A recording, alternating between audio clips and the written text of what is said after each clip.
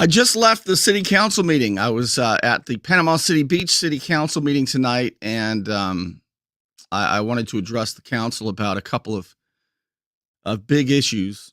And so I'm going to show you the exchange that I had with Mayor Sheldon and the council, primarily about the racial discrimination trial that was supposed to take place this week here in Bay County. But the city was able to settle the lawsuit with the four plaintiffs.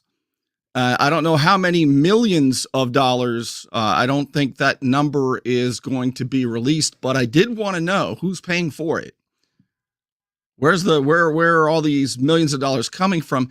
And has the city changed anything, or are Black employees still not allowed to use the restrooms, the employee restrooms at the street division, which is a building where they put the Black employees down the road?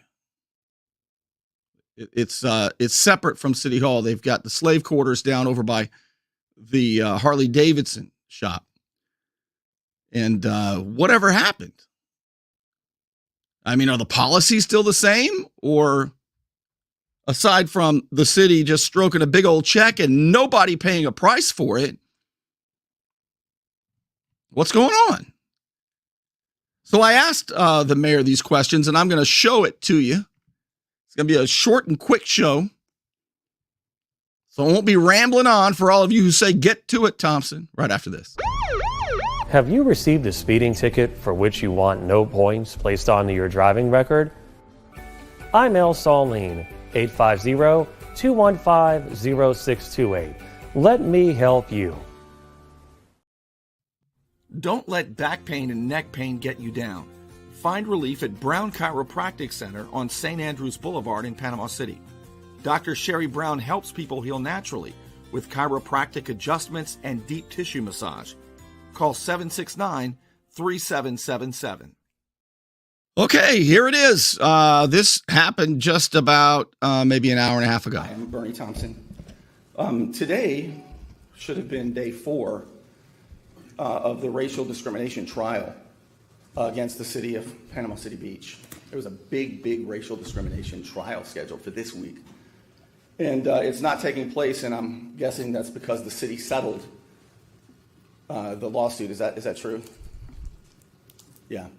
And I'm aware of how this works. You can't tell us how many millions of dollars you settled with the 4 plaintiffs. I understand that. But my question is, of the millions of dollars that the city paid to the 4 Black men who were discriminated against, how much of that money came out of the budget, or was it all out of insurance money? You can at least answer that question. That's a matter of public concern.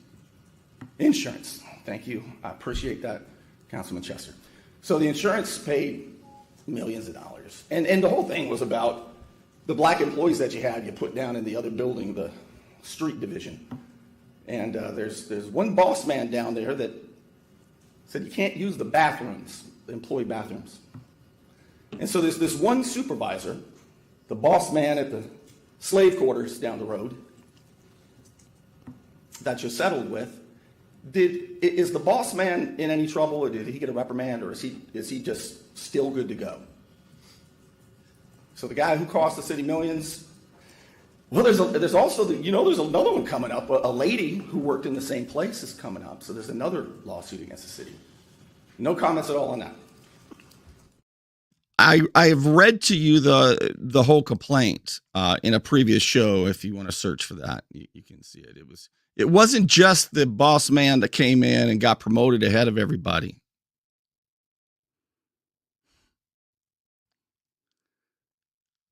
There's so much more to tell you about this, but I'll keep filling you in. But do you think that city leadership, Mayor Mark Sheldon, every member of the council, the 2 city managers,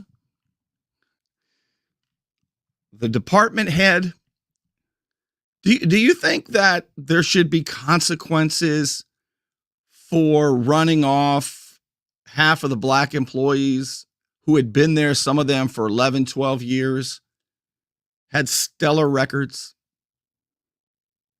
and were written up for things like not making eye contact with the new boss man. It's a friend of Mario Gispert, the former city manager. He said, I know what I'll do. I'll put my friend in there. Jeremiah Jagers is the boss man. And when, just as an employee, and quickly, he gets promoted as the boss man over all the black employees who had been there 11, 12 years, who were really good at their jobs, actually. And then he said, I'll start breathing down your necks. Boy, you won't be using the restrooms here either like you do, because, the guys would put those big hats on and the bright vests and get on those little ATV things and go out there and pick up trash alongside the road, mow the yard. And then, halfway through the day, they'd show up back at the street division building that you saw and maybe catch a little air conditioning for a moment, maybe hit the restroom. But no, the boss man said, you don't do that anymore. You find yourself a Tom Thumb or a convenience store and go there, but don't be coming in here, and certainly don't go to City Hall. That's a big no-no. And then started tracking them with GPS devices and putting surveillance cameras over their lockers and stuff. So there's no sneaking in the restroom either, or you might get a call to the office. All kinds of stuff. Most of it was clear violations of not following the city policies and procedures. And it wasn't just, it was almost all the employees in the street division were black guys. And until this guy got promoted pretty quick, a couple other white guys, and there was a lady as well, a white lady, and in the shop. And she got it pretty bad too from the boss man. And she's filed a lawsuit that's supposed to go to trial soon. So there's a lot of issues with this guy that former city manager Mario Rico Gispert brought in, but that's his buddy. And there were some concerns that he had just gotten out of jail for embezzlement, the boss man, Jeremiah Jagers, and he's on probation. So sometimes he even has to leave being the boss man to go see the probation officer in the middle of the day. But Mario Gispert said that was the past, and there's not a problem giving him a city credit card and bossing around the guys who'd worked there for a long, long time. But evidently, the lady who was the only lady who was working in there at the shop, the slave quarters down the road, I guess the boss man didn't like how, she was kind of friendly with the black guys, and her trial's coming up. So the city might need to settle that pretty quick too, or we might hear a lot more about this. But what gets me, and I'm going to play it again, it's real short. What gets me is when I ask the mayor, is he still working there? No, I'm not kidding you, Jesse. I mean, you wouldn't believe the stories. For embezzlement. Mario says a long time ago, don't sweat it. I know him, you can trust him. All I'm saying is if you got a guy who runs off half of the good employees and brings this much controversy and shame to the city and costs the city millions of dollars, the city stroked that check, said, we don't want to go to trial. Put us under oath. Are you nuts? But they didn't have to pay. The money didn't come out of Mayor Sheldon's pocket or Vice Mayor Paul Casto's pocket. No, man, insurance paid for it, baby. This will blow over soon. We got our people right where we like them, and we got rid of the ones we don't like.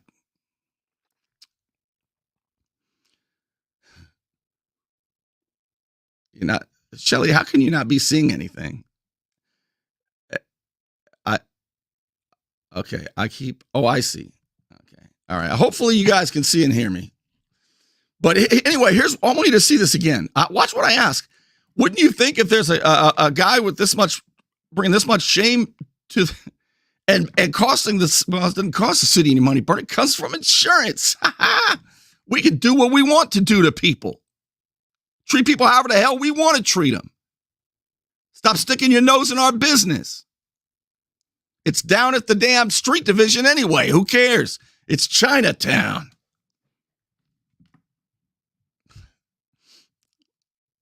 Check it out. Check it out. This is what I just asked. I'm Bernie Thompson.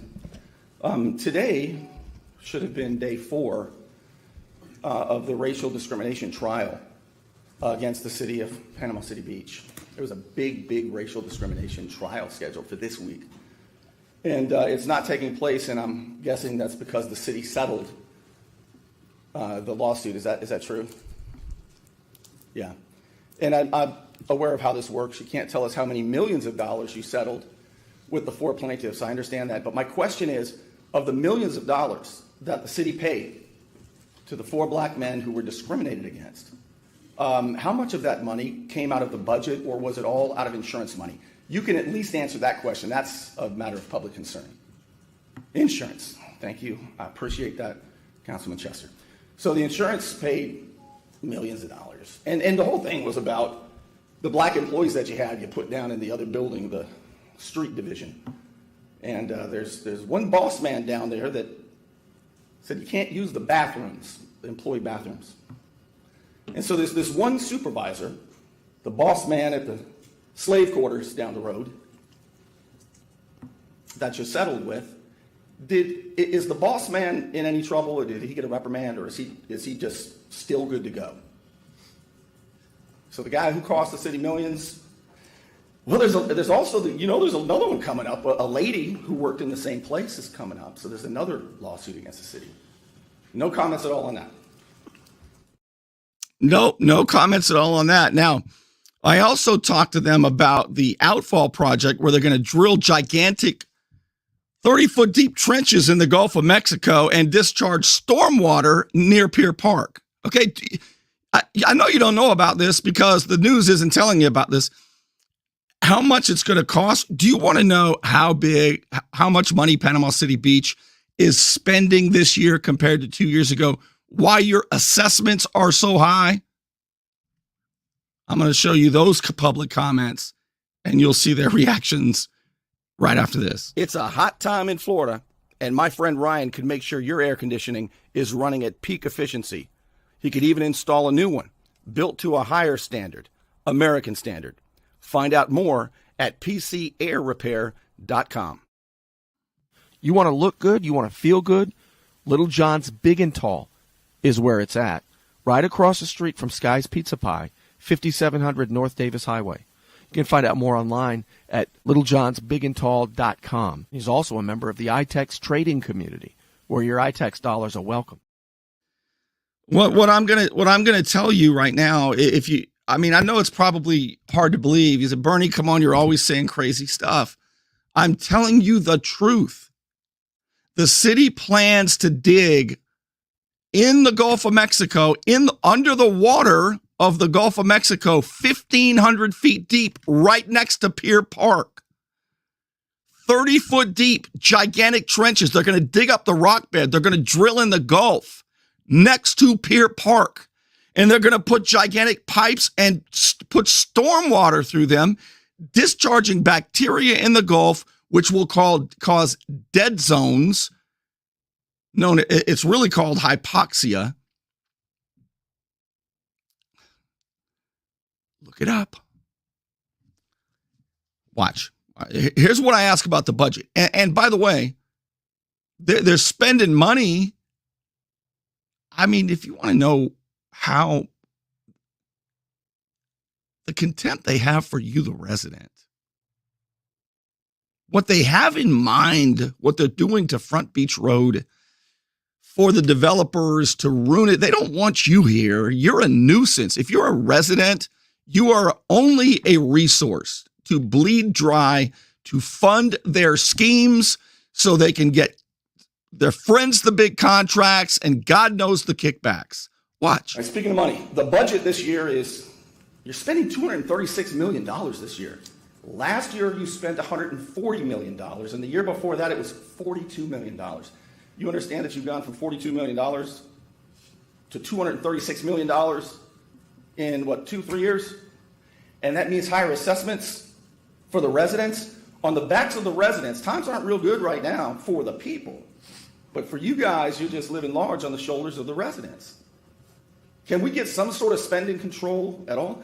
And most of it's going to the outfall project, where you all are going to dig a ditch 30 feet deep in the Gulf of Mexico and put a giant pipe in there big enough to drive a car through so you can discharge stormwater in the Gulf of Mexico right next to the pier park. To the pier. Is that still going on? First you said it'd be $17 million, now it's close to $50 million. Is that still going on there?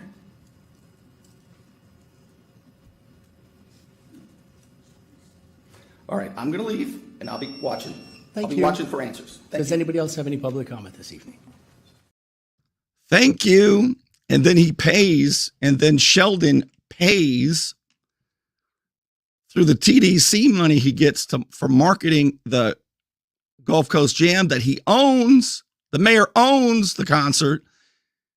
He's been getting $1.5 million a year to market Gulf Coast Jam and Sand Jam and for operations for 11 years, startup money for 11 years, the mayor. And the news outlets would rather get paid by Sheldon. They're on the take than to save the Gulf. You know, one thing I've learned about history is it's usually your own people who screw you over. Your own people. Your own news outlets. Let me tell you something about that. You ready for this? Just months after Hurricane Michael, Mark Sheldon was not the mayor at the time.